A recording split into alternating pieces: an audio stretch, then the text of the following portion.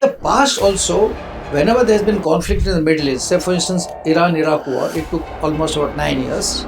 And then subsequently, the US engagement in Vietnam, US engagement in Afghanistan.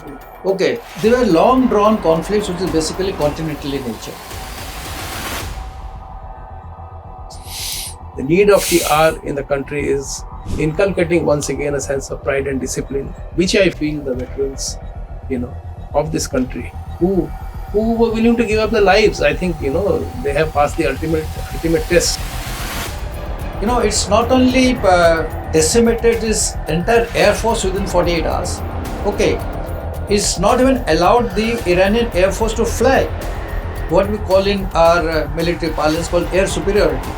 That entire air superiority of the Israelis, and that means they could fly anywhere and anything they could do in the Iranian skies. The second success is that pinpointing military leaders, 9 of them, and trying to kill them in just a matter of 24 to 48 hours. Precision bombing. Welcome to KalingaScrolls. Today, we have the privilege of having Brigadier Dr. L.C. Patnaik in the studio. Brigadier L.C. Patnaik is among the eminent soldier scholars of the country with vast experience in operational combat, military diplomacy, conflict resolution, and human resource management in the armed forces and the civil services.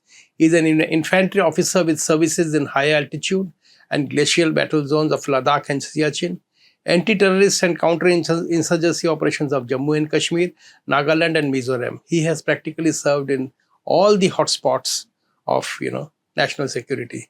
He has commanded an infantry brigade on the line of control in the Indo-Pakistan border and a logistical formation on the Indo-China border. He has served as India's defense attaché at the Embassy of India in Tehran and with the Indian military training team in Bhutan. He was president of the Service Selection Board and the honorable chairman of the Odisha Public Service Commission. Brigadier Patnaik has immense experience in conflict resolution and military diplomacy in Iran, Iraq, Afghanistan, Central Asia, and neighboring countries. He was actively involved in calibration of Indo-Iran political military relationship during the Iran-US nuclear standoff, the Indo-Iran gas pipeline project, and the North-South Corridor project. He was selected to lead India's first and the largest international disaster relief operation when a massive earthquake hit southern Iran in December 2002, leading to the rescue of nearly 10,000 persons buried under the rubble and providing humanitarian assistance to more than 50,000 inhabitants. He was responsible for many infrastructure projects in Afghanistan, notably the Zaran-Dalaram Highway project. He was also the advisor to the Commonwealth Games Organizing Committee on NBC, that is the Nuclear, Biological and Nuclear Disasters, during the conduct of the CWG in New Delhi. Brigadier Patnaik is a distinguished scholar with a PhD in Strategic Studies and Master degrees in Defense Studies, Psychology and Business Management. He is an alumnus of the Defense Service Staff College, Wellington and War College. He is a qualified interviewing officer from the Defense Institute of Psychological Research and has conducted more than 30,000 interviews for both the defense forces and the civil services. He has initiated bold transformation in the Odisha Public Service Commission with 400% rise in recruitment, zero litigation and full transparency, resulting in providing employment to more than 70,000 Group A and Group B officers of the state. Brigadier Patnaik is presently a visiting professor at the Rashtriya Raksha University, Ahmedabad, and the GGSIP University, New Delhi. He is the Vice President of the Bharatiya Vidya Bhavan Kendra at Bhubaneswar and is the Board of Management of many universities and institutes. It's an indeed an honor to have you with us, sir. Thank you. At the onset, 3.5 decades in the armed forces, and looking at your record, looking at academic acumen, what made you choose the services? What made you choose, donning the olives or the khaki and serving the nation? I'm sure you must have had many, many more options. Yes, thank you for this question. Firstly, I must thank my alma mater for this. I joined Scenic School, when I was just age of 10 in class 5. Those are the days the entry was in class 5 mostly. Now it is class 6. And it took me, there's the first time I got exposure to how the armed forces and the army works. And that was a big motivation. Well, options, many people think that you have to join the armed forces if you are in a Sainik school, but no. The school gives you the privilege of undergoing one of the premier public education systems in the country. And then the choice is yours, whether you want to join the armed forces or any other service. But then selection of the armed forces is based on a selection, that is selection through the National Defence Academy, which is one of the most competitive exams, not in the country but in the world. And very few people get selected. It so happened that, I was lucky also to qualify for the engineering colleges and also the IIT. But then all the results came later. So I just took a call that since I've taken a decision to join the army per se, I was an army cadet in the National Defence Academy. I said I must stand by my decision. That's what made me stick to my profession per se. And I'm certainly no regrets. No regrets at all. Absolutely no regrets at all. So, yes. Looking at the profile, which I just read out to the audience, everything, battle-hardened soldier, working in the conflict zones, diplomacy, negotiation, humanitarian aid, being in the hotspots, and then more so training, training both in the armed forces, and I think very few people would know, you must have done so much in the 35 years you did that, but your performance when you took over the OPSC in Orissa and the stellar role, how practically the course correction happened, and after all this, I am sure that, you have got a very, very, what I couldn't, a rolling stone, it's a bouncing stone, I would say, not a rolling stone, which must have certainly, there was no moss which would have been gathered, all the moss would have rubbed up. But I'd like to hear from you the highs and lows from the day you joined. I would like to hear first your highs and lows of your donning the uniform, serving the nation in whatever capacity in the defense and in the training colleges, and the interviewing, this thing and all. Yeah, I'm sure you must be having loads and loads of stories, We would like to hear a few highs and if you want lows also. Okay. Well, thank you very much. You see, 3.5 decades in uniform is a pretty long one, and it gives you tremendous amount of experience and also satisfaction. The reason is that firstly, I joined infantry on my own choice. That is, infantry is the arm which remains at the front, and basically called the foot soldiers. And we have a saying that infantry is the queen of battlefield. So that is to say that there could be, anybody can join any branch of the army, but then it is the infantry which actually calls the shots as far as winning a battle, winning a battle. So all I want to say is that I joined infantry and I joined a regiment of Marathas because I somehow or the other loved the troops, their characters, their attitude towards life, and that helped me quite a lot to rise in my profession. If you ask me, my broad experiences is that I've been privileged that all my command appointments, when I say command appointments, company command, battalion command, brigade command, etc., they all have been in highly operational areas. For instance, my company command was in the Siachen Glacier. That is the world's highest battlefield and also the coldest. My battalion command was in insurgency-prone areas of Doda district, that is in Jammu and Kashmir. And plus also in the Southern Command, where I was part of the Strike Corps. My brigade command was again very challenging and exciting. That was in the line of control in Jammu and Kashmir. And during that time, I was privileged to have very good appointments in the peace as an instructor in the Indian Military Academy, the brigade major of a brigade, that's the chief operational officer. And I was privileged to be sent on both diplomatic and UN assignments during the particular period. So, in nutshell, when you look at your experience in the army per se, it was a mix of operations. It was a mix of administration. It was a mix of diplomacy. It was a mix of a lot of challenges. So, and during the process, a lot of people think, if you join the army, then you don't need to study. We have something called a staff college. It's a very tough competitive examination where very few people actually qualify. I was lucky to qualify in that examination and move ahead in life. So it's been a very exciting period being in army, and touch wood, I've seen all combat operations in Jammu and Kashmir and also in the northeast part of India, and always had the excitement and the real amount of satisfaction to be part of the uniform and commander troops. That's my biggest satisfaction. Certainly, sir. Yes. I can. Well, yeah. You were there in the hotspots. Yes, I just said you were really where it mattered. Eyeball to eyeball across the LOC world. I know though that was such an insurgent. It's even today, if you really say it's not been totally cleared.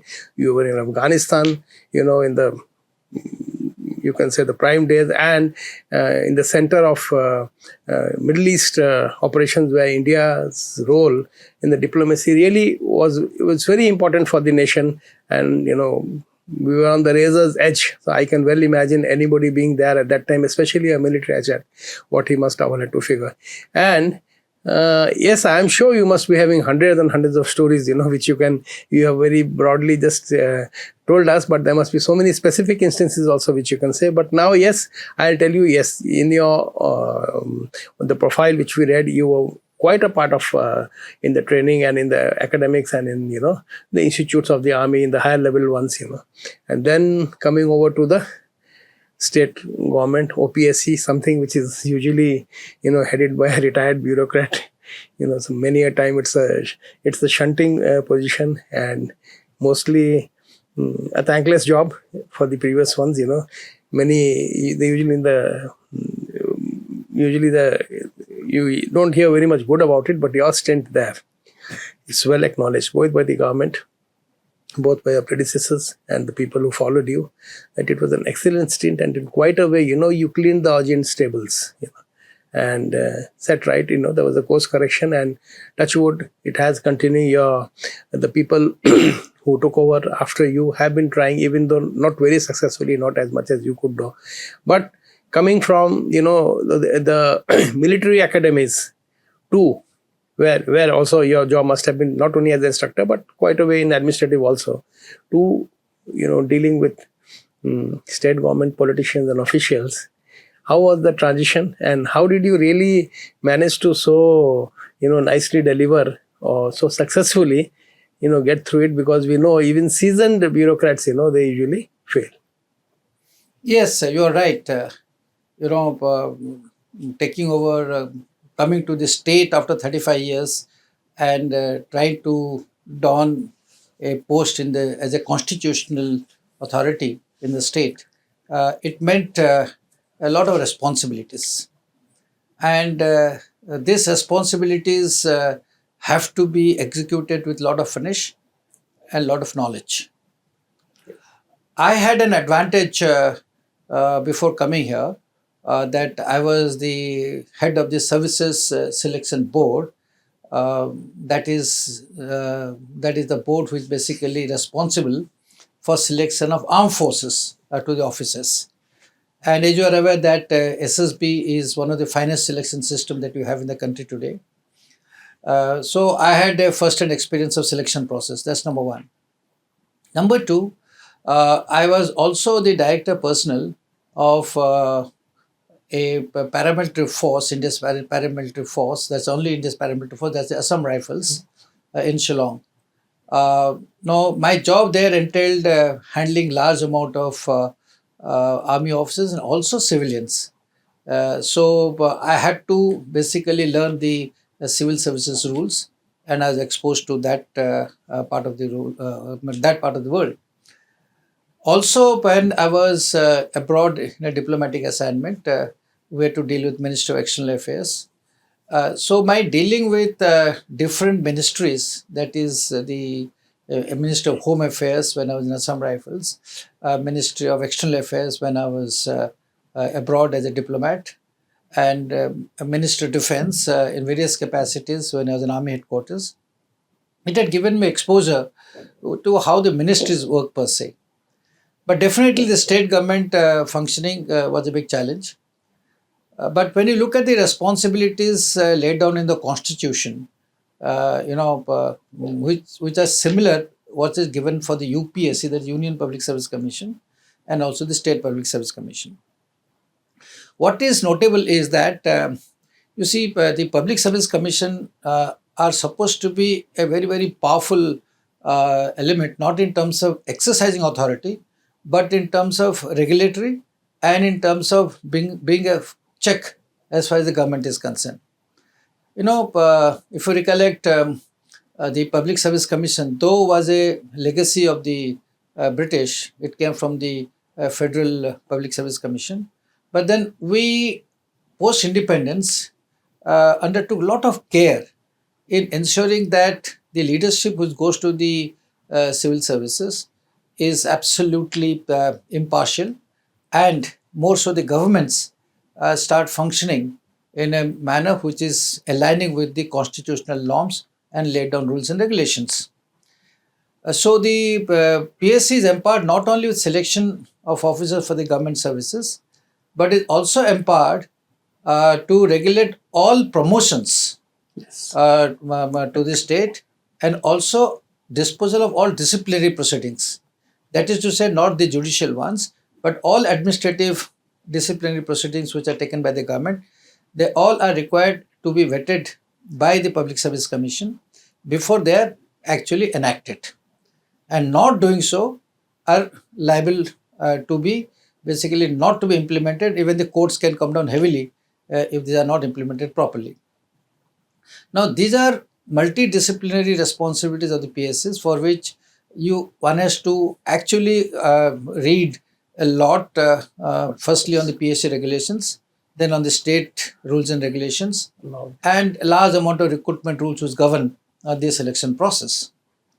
But the learning was quite swift because I had some previous knowledge, and I was lucky also to join as a member initially, wherein it gave me a chance to learn the process. So when I took over the chairman, so I had a full knowledge of what is required to be done per se. But if you ask me, my experiences there, yes, when I joined PSC and I had my first interview with the Chief Minister, he did share his concern that the PSCs are not able to meet the requirement of the recruitment of the government. As such, the government departments are not sufficiently being staffed, and we are not able to execute large amount of projects. And also there are large amount of examinations which have been stalled by the courts because of litigation per se. Hence, he says you have to find ways and means to get this done, because you are an autonomous authority and you have to move ahead with it. So it was a very big task for me, and me and my then chairman also sat down a lot of time. But then we did move. For instance, you see, when I joined initially, the overall recruitment in the Public Service Commission was in the average of about just 600 to 700 people in the whole year, while the state demand, the requisitions, was to the tune of 3,000 to 4,000. So if you see, the state was being bereft or devoid of the right amount of leadership which it requires, almost to the tune of about 70%. So this is not a very, very good state as far as administration is concerned. So there was an urgent need that this particular number has to be enhanced so that the governments can function. So if you ask me that what major steps they do take, is that first and foremost is trying to resolve the examinations which are under litigation. for which personally I had to actually meet the Chief Justice of the High Court, then Chief Justice of the High Court, and told him that this is what has happened, and we have so many examinations which have been lined up, and unless they are given priority as far as the disposal is concerned, we will not be able to conduct any examinations. I think it was very, very positive to me. And very soon we started putting up those cases for disposal. And it was nice of then Chief Justice that he took most of them under his ambit. And we started clearing the examinations which were actually, I would call it log graded, for years and years. And in the process, what happened was, there was a huge loss of, talented manpower of the state. They just left the state in anguish, etc., and they went and joined some firm in other states. And as such, we are not having the right amount of candidates. So this was a very big priority. So this was my first task, and I was happy that I could actually unlock most of the examinations which were, I would rather use the word now, which are locked because of the litigation. We could not go ahead with it. So that was the first big accomplishment. The second is that I always felt that why should courts try to stop an examination if things were in order? The courts are not an enemy of the Public Service Commission or the government. I said if things are in order, obviously there will be no litigation.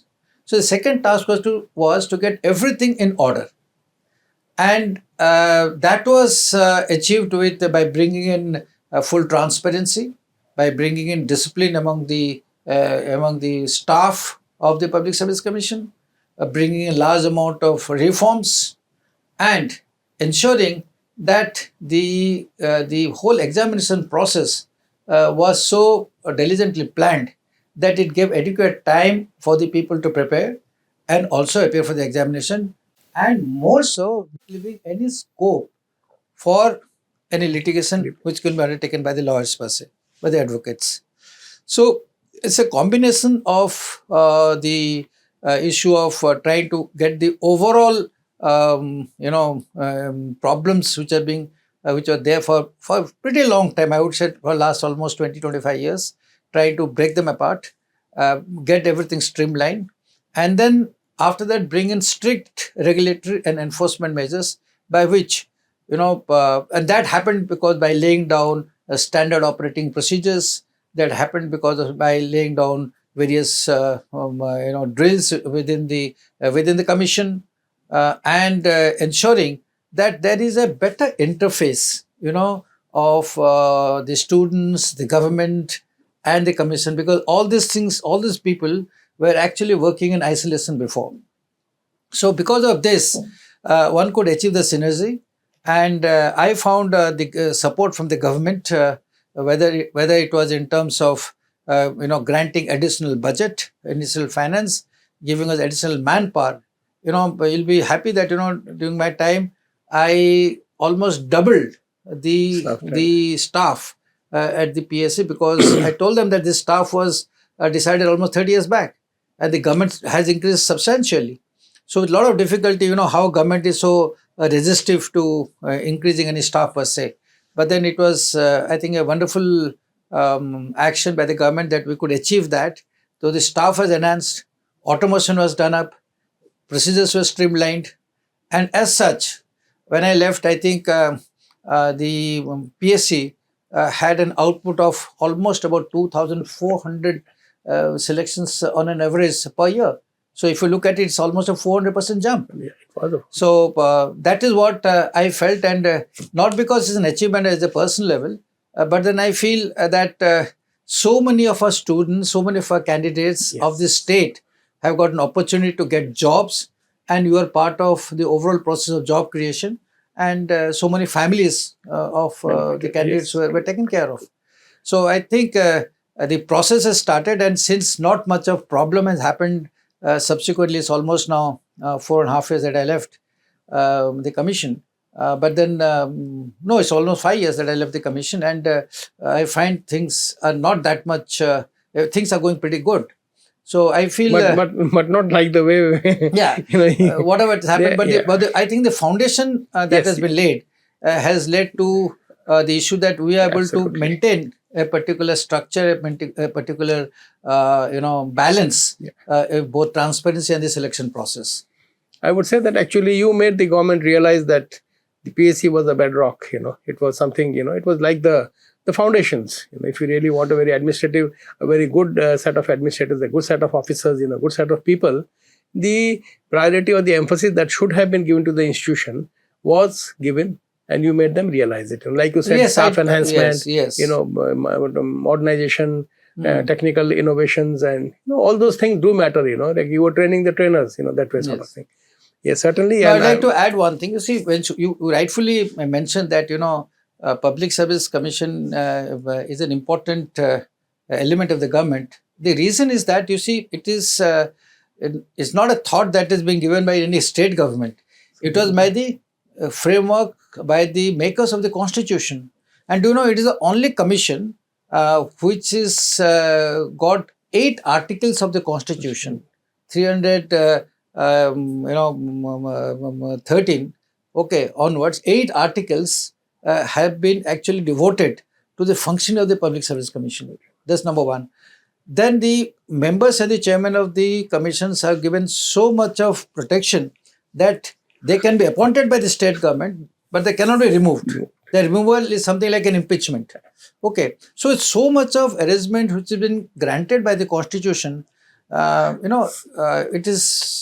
It is very important that this organization functions where the Constitution envisaged, and that way we will have a good state to center relationship. We'll have state functioning, machinery functioning the way it's supposed to be, and I don't think there should be any problem with this particular institution functions the manner is supposed to do it.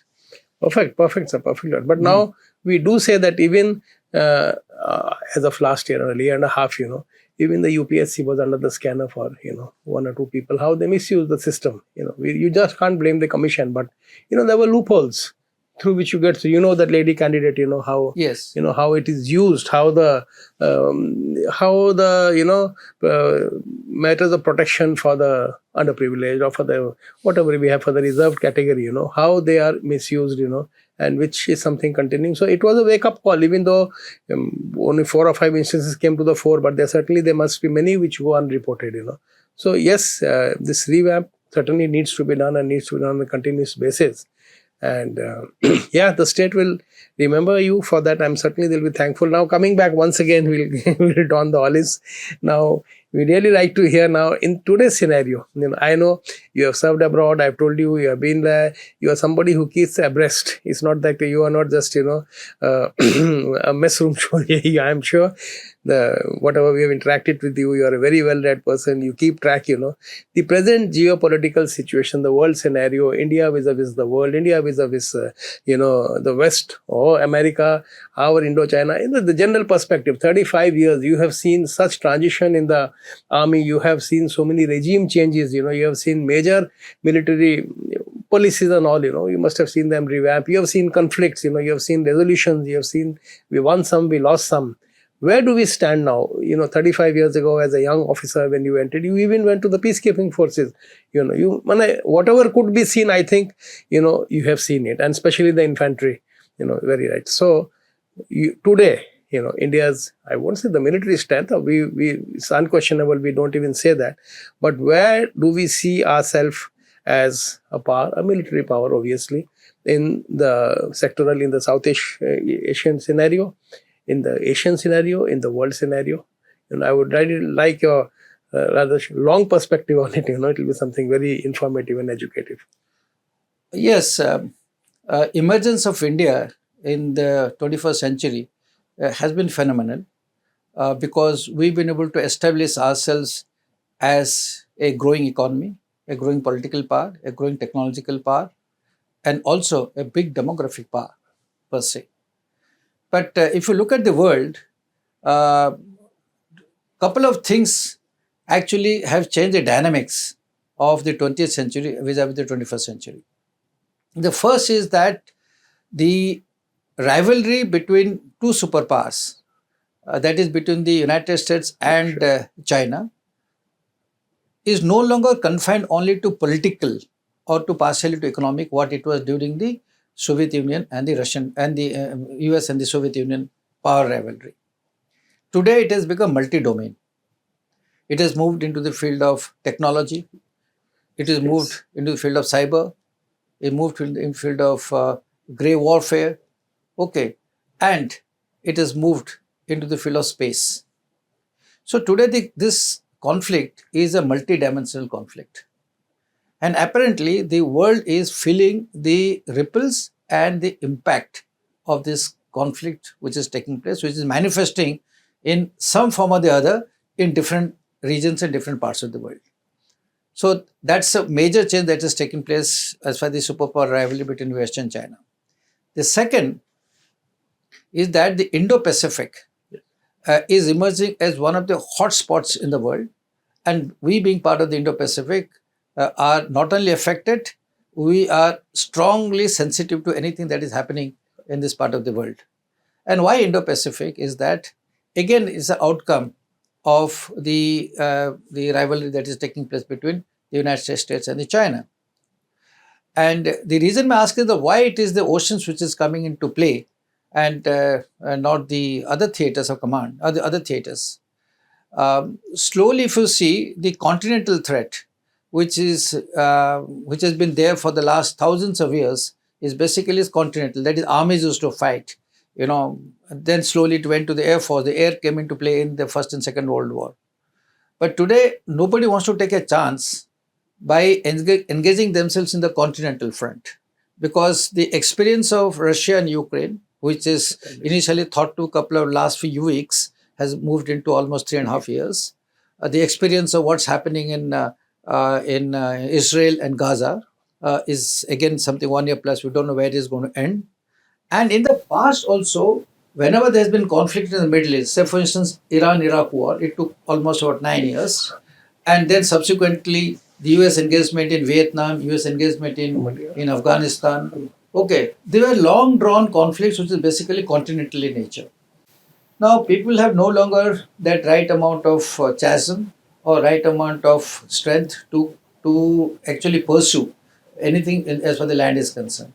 So they want to move this particular challenge in the field of oceans. Obviously, after oceans, it will go to the sky, and then you are ultimately going to go to space. So this is how the whole thing is going to get graduated. So since we are a peninsular country with a large amount of trade which is passing through the Indian Ocean, and more important, where the Chinese are involved because of the superpower, you have the two choke points, that is the Malacca Straits, okay, and of course, and the Park Straits which are there, so which are very, very important as far as the Chinese trade is concerned. So any disturbance which takes place in this the trade part of it, till such time the Chinese are not very confident of their CPEC route in Pakistan through Gwadar port, then apparently this is going to be the prime focus. So Indo-Pacific is becoming a very, very hot spot, wherein our so-called thought process that we need not invest much in Navy, it should be only used for territorial integrity and territorial protection, is fastly changing. And then we are moving into the level of a blue water navy. We are moving into the theaters of the island territories. Andaman and Nicobar is becoming a very, very important nation. So those are our offsets. But the fact is that the second dimension of geopolitical thing is that the Indo-Pacific is drawing the continental threats into a very, very maritime and maritime domain threat. So all our applications of warfare, all applications of technology are going to be highly ocean and sky based. So slowly you will find that whatever we feel that as far as the continental border problems are concerned is going to move, and that costs a lot of money as far as things are concerned. And when you move into such fields, it drains a lot of money from our economy per se. The third major changes on the strategic field which is coming is that there is a re-emergence of NATO and reassertiveness of the European Union.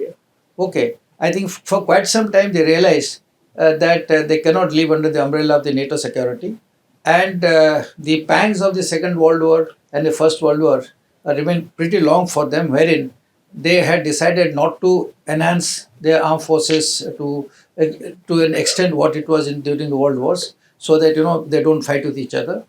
But the recent Hague Conference decision to enhance 5% of their GDP, 5% of GDP is huge as far as the European economies are concerned, and 5% of GDP to defense budget is really a mind-blowing decision which was took place, because from levels of 0.51 to 2% of the European countries, they're suddenly moving to the level of 5%. So that's going to bring new, war fighting in the Europe, which almost for last 70 years was quiet, or rather 80 years was quiet, and we find new, emergence of the threats which are happening as far as Europe, and Russia is going to play a very major role, because they have declared Europe as an adversary. Yes. Sorry, my fault. They have declared Russia as an adversary. Okay, so so that area is going to get pretty hot as far as the military is concerned, and I only hope we don't go back to the times of 100 or 200 years back, where actually Europe was fighting with every other country on a I would rather say on a monthly or a 6 monthly basis. So that was the situation and post that we had peace. And last, of course, the Middle East has always been flaring up, and the attack which has taken place, the physical attack which has taken place by the Israelis on the Iran nuclear installations. Okay, and also the Americans using their B-2 bombers had gone and targeted the major nuclear sites of Iran. Fortunately, I've been to all these places myself, Natanz, Isfahan, and I've seen these installations myself. And though the Americans have said that they have obliterated, but definitely they couldn't have done, because I personally seen how they've been embedded, and it couldn't have reached the amount of success they have actually achieved. But then it's quite a major success. More than the Americans, I would rather give credit to the Israelis, because it's the first time that a country has attacked another country which is on the verge of a nuclear weapon systems, and which is a powerful missile loaded country with huge amount of proxy powers in the Middle East. It's not only decimated its entire air force within 48 hours.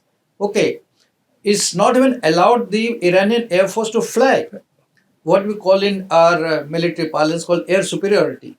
The entire air superiority of the Israelis, and that means they could fly anywhere and anything they could do in the Iranian skies. That's a huge, military success. And the second success is that pinpointing military leaders, 9 of them, and annihilate and trying to kill them in just a matter of 24 to 48 hours. Precision bombing. Okay. So the methodology used, Nanathi, is it was a combination of all forms of warfare. It was a forms of human intelligence trying to find out where the people were there. It was a combination of cyber warfare. It was also of the satellite warfare. Okay, so such huge integration of the major military elements of a warfare and trying to impact on a country which is considered quite a formidable military power. Yes. It's not that it's a low military power. And prior to that, having decimated his own proxies, Iranian's proxy, that is Hezbollah's, Hamas and Houthis, to quite a great extent. To me, I find it's one of the greatest military success of any country against another country to have achieved such a big success. But what's going to happen is that Iranians are people with a lot of pride. Okay, besides the fact that they have a regime which is not liked by many of the people, but then they are people with a lot of pride, and since they've been hit, they are unlikely to sit down and sit quiet. Right. Though they will pose in for some time, they want diplomacy, they want collective security and so on and so forth, right. But they're going to strike back. So I look at the asymmetry force, which was actually dormant for quite some time in the Middle East, is going to rise again. Okay, and this time when they rise, they will strike not on conventional terms, but they'll strike on unconventional terms. So that's going to be a new warfare which is No going to holds barred. in the Middle East. So these are the new geopolitical dimensions. Which are Now, there. some, you can say dicey or sensitive questions. Indian, 35 years you say you have been, and after that also you have been in the administrative thing. The role of Indian politics vis-a-vis the Indian services. I can say Agniveer also, but I can even say the chest thumping, how the military achievements are used by all political parties, and I'm not targeting at anybody. How military, which was something sacrosanct, the services, which was something sacrosanct, which were keeping to themselves, they were a part of something with a lot of respect. How they are being used in election campaigns, how, how it is trivialized, how it's trivialized by the press, by the TV studios. Even in the recent conflict we're seeing, the army was seen as something very sacrosanct, something very seriously taken, and that concept. And I would even say Agniveer, you have your views on it, I'm certainly sure.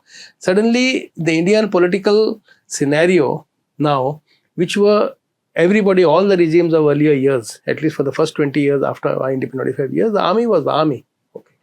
Yes, during war, during conflict, everybody, be it Shastriji, be it everybody came up. But every day, even in a MLA election in a small state, you start chest thumping about the army's achievements and the other party about its failures, starting questioning the army, something which had not happened in the glorious tradition of the Indian armed forces. How do you see that, sir? I think it's an evolution of time. Okay, it's an evolution of human perception and an evolution of army's own transition into the modern era, where it is both a combination of politics, social environment, and so on and so forth. Well, the army, let me assure you, is still sacrosanct. Okay, much to the thought process of many people in the system that it's being politicized and so on. So I look at it and give my comment from having seen a lot of armies abroad. Having seen the civil services and the police services of the functioning, I can assure you that it's one of the most sacrosanct organization in the country today, and I wish it remains. But it has also little amount of limitations, which I will tell you shortly. But the fact is, I can assure you that it is one of the most sacrosanct and is one of the most apolitical armies we have. Now, the issue of political interference or media interference, or the issue of people trying to take a swipe at the army at some conclaves or something of the nature. You see, this is an outcome of more amount of people getting integrated with what is happening in the armed forces. Earlier, it was sacrosanct primarily because people didn't know anything as to what is happening in the armed forces. Okay. Even the letters were censored. Even letters were censored. We are not supposed to write, and the whole budgets used to be passed in the parliament without a discussion, yes, and so on. So, but it is a good thing. And if you ask me, my views in a democratic country, okay, the people must have a say as to what the armed forces are all about. If there are plus points, it should be appreciated. If there are not so good points, it should be debated. Okay, and see what are the ways and means we can change it.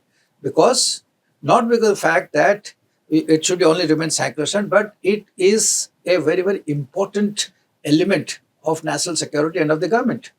And when I talk of national security, and important element is that anything which goes good or bad with this particular system of the armed forces has a direct impact on the security of the nation. Totally. And also, when I say security, it is basically the protection of the citizens. Yes. If you look at it, our 1,000 years of colonial rule, whatever maybe, we had wonderful kings and very, very strong people and so on and so forth. But as a nation, we could not rise to have a coherent national security strategy. We could not rise to have a defense forces which are strong enough. Hence, people came and walked in, and then they did whatever they could do it. So I don't think anybody can do that for now. So today, if you just come back, to the latest what Op Sindoor is all about. Yeah. Okay. See what I happened. didn't want to Absolutely. mention that name, but Okay. No, it's Operation we saw Sindoor. what happened. We saw what happened in the channels. We saw what happened in the political scenario. We saw how people were, just Yeah. garbling. But this will happen, in a very highly sensitive, because I have stayed in countries where the media is so gagged, they couldn't, they have dare not speak anything, especially where Iran and other countries where I've seen they could not speak anything with the armed forces. But then yes, our media is open and it's got right. But then I think how the media should understand and see the sensitivity of They should the armed draw a forces. line. Yes, it all comes with education and awareness. Like you are able to ask very, very pertinent question because they're aware of it. But the fact is that today we don't even give that exposure to our journalists to learn about what the armed forces are. Absolutely. We run some courses for the journalists, but those are very, very small as compared to the large requirement of the nation is concerned. So coming back to our Sindoor Pass, you see one of the fantastic action that has been taken by the country, and it has been executed to the armed forces. So see, for almost 3 decades, we are not knowing how to respond to the overtures of Pakistan in Kashmir. I recollect I have been involved in this in Kashmir situation right from the beginning itself. When the first shots were fired in 1989, okay. Subsequently, I was inducted to DODA. Then I had gone into different capacities, ultimately commanding a brigade there. So somehow or the other, I've been intimately involved with the situation in Kashmir for last almost 20 years. So what I can tell you is that many times we didn't have answer. Because why we didn't have answer is it that we're going to strike them? Is it going to go put a bomb and destroy them?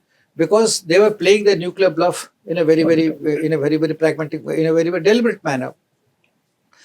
So the choice before us that let's clean our home, let's enhance our army, armed forces, let's enhance paramilitary forces, and mind you, what have we landed up? We have landed up with 500,000 of security forces being deployed for protection of only one state.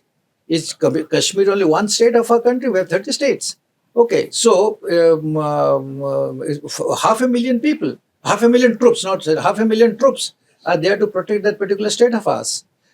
So it was a difficult situation out here. Now, when this happened, the Pahalgam thing happened, then obviously there are a lot of options, a lot of public perception that you must strike and do.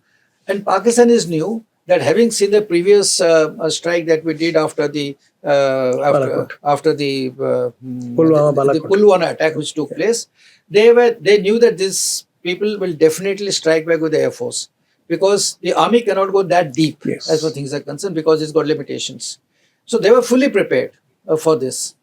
So when they were fully prepared, this was something of a little amount of tactical intelligence, what we could not, or the strategic intelligence we could not get the right amount of time, that the Pakistan Air Force were fully prepared to meet the Indian Air Force. Okay.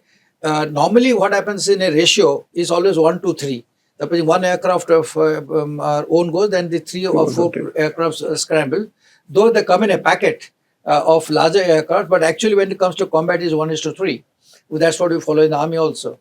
But here, the Indian Air Force suddenly confronted with the ratio 1:10, 1:12. Absolutely. There's something which was not expected per se. That is what our Chief of Defence Staff mentioned that that suddenly we had to change our tactics. So what we did was that we knew that since most of them were they're trying to pitch in a large amount of Air Force, and we are not very ready to put in our large Air Force per se.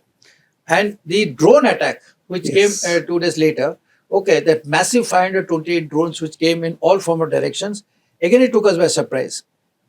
But the good part is that our tactics changed, firstly in terms of carrying out our counter-air operations, not through the purely through the aircrafts, but using our missiles power. And that is where we went in for missile strike, our Prithvis and all sort of variants of missiles that you had. Okay, went in for strike. And this precision strike which took place, is amazing. Amazing in the sense that, today I think newspaper has carried this story that this air base, Rahmiyar Khan Air Base, is still not operational. Okay, but when we destroyed their headquarters and the new, in the air base. Do you know? We were asked to target, rather when they said the Air Force was asked to target uh, a size or something like a ventilator, AC ventilator, Okay. which may be just about 4 feet by 4 feet. He says, if you can target that, then we'll be going for the strike, because we are trying to nullify their nuclear bluff. And mind you, so much was the confidence of the Air Force that they told the Prime Minister, they say, you don't worry, it will be done. And it was executed. Now, this sort of confidence of any force, whether it is Army, Navy, Air Force, comes after huge amount of professionalism. Okay, huge amount of technological advancement, and having practiced this during peacetime also. Yeah. And that's what we achieved. And destroying 9 critical targets, okay, of very, very strategic nature in a time without any losses, okay, wherein we force the other side to come on their knees and try to say, okay, now we want a ceasefire. Whatever the political story, that's Yes. a different case. But the actual ground is that our military superiority was overwhelming, which was totally, unexpected as far as the Pakistanis are concerned. So when you look back, I don't say that, it's only the armed forces, it is the nation behind that Yes, particular yes, yes. effort. You have huge amount of people who carry out research, who carried out, defense productions. There are people who have, there is a young entrepreneur, a lot of Agnivir people. I was amazed to see the quality of people. In fact, despite the fact that we have reduced the period of training, I was thinking that possibly they'll not come to the standard. But then the very fact they know that they are only the best ones are going to be retained. So they do the So there is an inherent competitive spirit in them, best. Strive for the best. and they're fighting. So it's I don't find flaw in the system, but then I think the government must take the inputs of the services, which services have put it in their representation in the black and white, that we need to reconsider as far as the terms and conditions, the terms of engagements are concerned. And once it comes out, I think it will stabilize and it will come out with one of the good schemes. Wonderful. We'll have to wind up the discussion. We could have gone. There were so many other questions. I'm sure you had so many other answers. Yes, but a real, very wonderful session we have had. We got to Patnaik. And the end of when we conclude with the talk, what I can definitely say is, yes, what is needed in the country today is commitment. It is discipline. It is sense of pride of the country. Sense of belongingness, which, whatever you say, I was talking about the present political class, it is lacking. In many forums, you always discuss, what our parliaments, upper house and the lower house need is more such officers. I am telling you, even if a 10% reservation is made in one elections, only for the ex-servicemen, people who have served the country, there can be a sea change in the way business is conducted, laws are enacted, policy planning is done, messages are sent. I don't say that, but we know the sort of people we elect nowadays. We know the lawmakers, how we elected. We know what are the level of elected our representatives, who have how many criminal cases filed against them, which they self-admit when they file the nominations. The need of the hour in the country is inculcating once again a sense of pride and discipline, which I feel the veterans, of this country who were willing to give up their lives. I think, they have passed the ultimate test. They should be given. We have reservations for every kind in parliament. We even get film actresses and cricketers to sit in the hallowed halls. Why don't we have, at least let it not be permanent, for the next 3 or 4 sessions, a particular percentage of our elected? Why don't the political parties, they give tickets to candidates who have served the country? We had freedom fighters up till the first or second general elections. Today, you call it in Hindi or diet, the progeny of these freedom fighters. How many they are there? Hardly any. It is there in the DNA, it is there in the genes. Their forefathers gave up their lives for this country. They shed their blood. Somehow or the other, it's still there in the genes. Why don't we do it? Politics should not be a profession.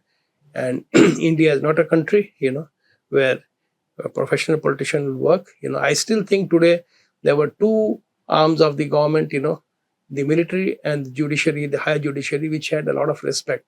Even today, people question the judiciary. But yes, like General Patnaik told us, the military is sacrosanct even in the eyes of many people. We know when there are calamities and distress, the very presence of the military, how it brings. When the elected governments and the state machinery throws up their hands, I have seen it in Orissa, in the super. Why India? We even do it abroad. So we should give the veterans the due. And thank you once again. Thank you so much. Thank you very much for this wonderful time that you've given. And through this forum, we have the Independence Day coming very shortly. I wish everybody a very, very happy Independence Day. And this is a time to remember not only our veterans, but also the freedom fighters who have fought for this country and given us this wonderful country in an independent era. Thank you very much. Thank you.